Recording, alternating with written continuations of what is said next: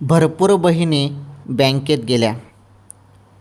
बँकेत गेल्यानंतर त्यांनी पासबुक चेक केलं. ऑगस्टचा हप्ता चेक करण्यासाठी लाडक्या बहिणी गेल्या होत्या, परंतु ऑगस्टचे 1500 रुपये अजून आलेले नाहीत, जमा झाले नाहीत. तर त्यामुळे मी तुम्हाला सांगतो बहिणींनो, अजून तुम्ही बँकेत वगैरे जाऊ नका. हो, बँकेत जाऊ नका, कारण हप्ता अजून आलेलाच नाही.